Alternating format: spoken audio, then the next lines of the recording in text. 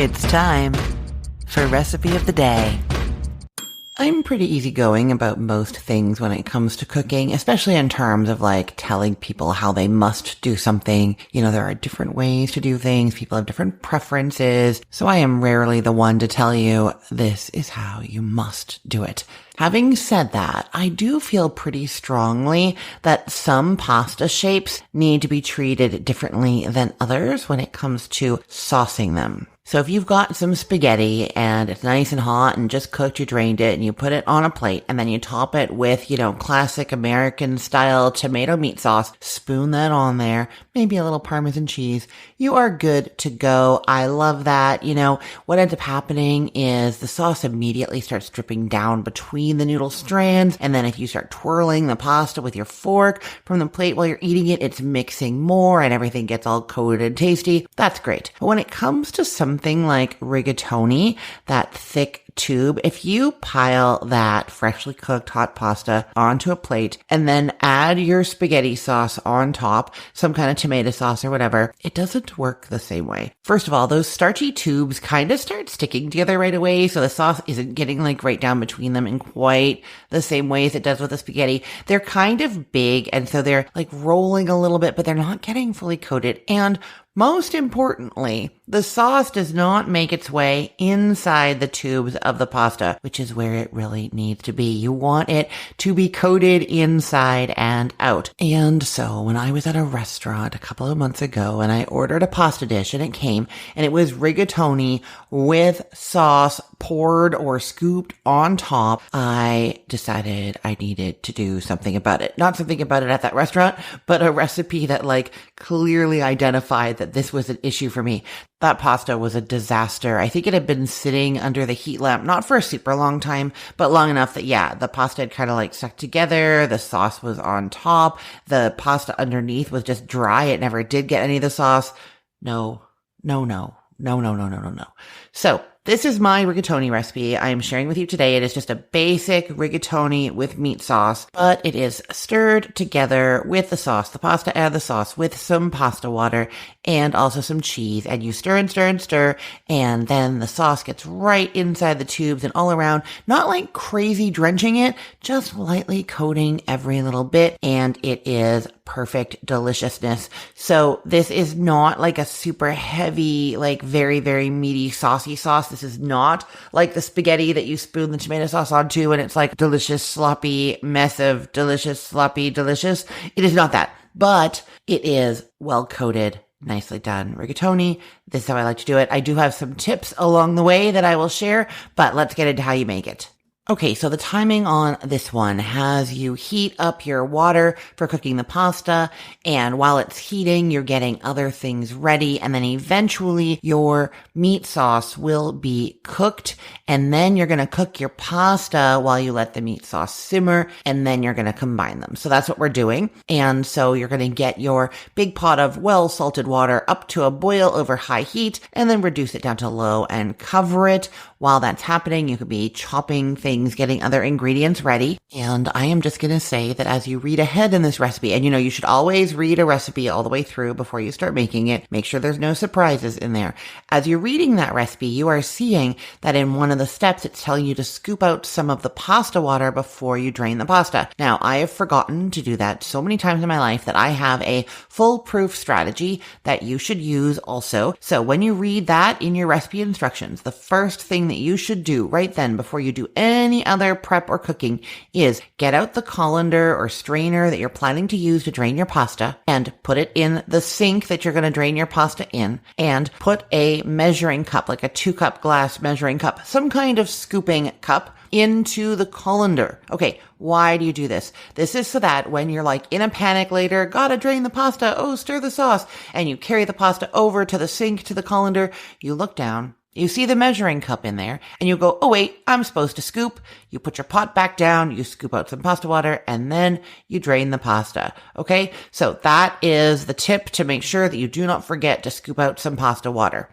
Okay, so you have your colander in the sink ready for later. You're heating your salted water in a pot and you're chopping up some onions and garlic. And then you're going to heat a large skillet over medium-high heat. Add in a tablespoon of olive oil. This is optional and depends on what content of fat your beef that you're using is. I'm recommending an 85 to 90% lean, so a little bit fattier than a lean ground beef. And that's because we're going to bloom the spices in the fat from the beef, and that's going to give extra flavor to those spices because different flavors dissolve in fat than they do in liquid. So we really want to do that. If you're using a leaner ground beef, you do the olive oil. If you're using a fattier ground beef, you do not have to use the olive oil, although you can. Okay, so you maybe have heated some olive oil in the skillet, and then you're adding a pound of ground beef into there. Spread it out and just let it cook until it's browned underneath. Then you can stir and cook it until it's no longer pink. It's going to be like 3 or 4 more minutes. And then if there is a lot of fat in there, you want to skim off all but 2 tablespoons. Leave behind 2 tablespoons of fat. So now you have your ground beef and 2 tablespoons of fat in your skillet, and you are adding 1 small onion that you have chopped up to there, and you're going to cook that and stir just until softened, just a few minutes, and then add in 3 cloves of minced garlic, a teaspoon of dried oregano, half a teaspoon of dried basil, and if you'd like, a 1/4 teaspoon of red pepper flakes. That's optional. So this is where we're blooming those spices. You're going to cook and stir kind of constantly for a minute, and those seasonings are just going to get hydrated in the oil a little bit and give their flavor to the oil, release it into there. Okay, then you're going to add 2 tablespoons of tomato paste, and then you're going to keep doing the same thing. You are just stirring and cooking with the tomato paste in there, and it just lets the tomato flavor, that raw tomato flavor, cook out a little bit. Sometimes it'll even caramelize a little. If you're watching it carefully, you can leave it for like a moment and let it just slightly brown or dry a little bit, and then stir it some more, and that's going to bring more depth of flavor to your pasta dish. Okay, then you are adding a 28-ounce can of crushed tomatoes, 3/4 of a teaspoon of salt, and half a teaspoon of freshly ground black pepper. And you're going to stir and bring that to a boil, stirring every now and then.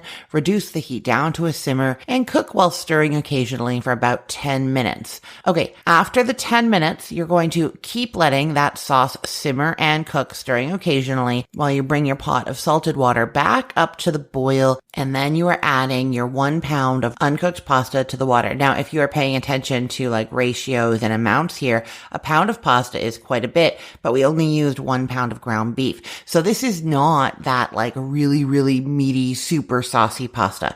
It's more the coat each pasta piece in sauce kind of pasta, right? And the recipe, it serves about 6 to 8 people. So it's not just like family of 4. You're doing a whole pound of pasta and it's going to have meat, but not like crazy amounts of it, you know? Okay, so then you're cooking the pasta essentially according to the package directions, but it's probably going to be, 8 to 10 minutes of simmering in the water while you continue to simmer and stir your sauce. Okay, once the pasta is cooked, you're going to take it to that colander. You're going to see the measuring cup in it. You're going to put the pot back down. You're going to scoop out a good cup or so of that hot water and then drain the pasta in the colander. And then, importantly, put it back in the pot that you cooked it in.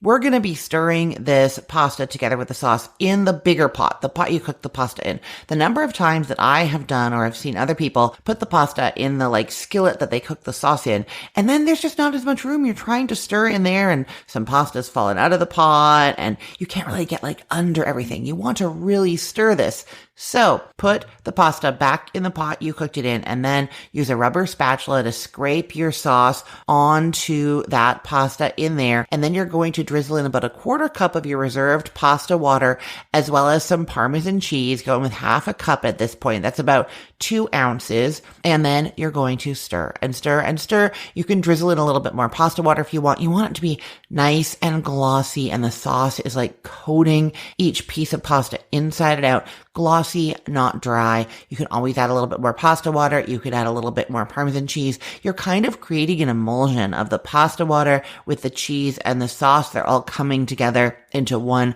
almost slightly creamy coating on the pasta. Okay, then you spoon that onto plates. You can garnish it with some fresh parsley or basil, grate on some more Parmesan cheese on top, and dig in. That is how you do rigatoni, unlike spaghetti, so that all of the pasta shapes are coated inside and out in delicious sauce. I cannot wait for you to try this one. I will put the link to this recipe in the show notes for this podcast episode, or you can head to cookthestory.com/ROTD and get it there. Everything there is arranged by date, so it's helpful to know that today is April 21st of 2026. I'm Christine Pittman from cookthestory.com, thecookful.com, cookfor2.us, and from this podcast, Recipe of the Day. I hope you have a great day. Let's get cooking.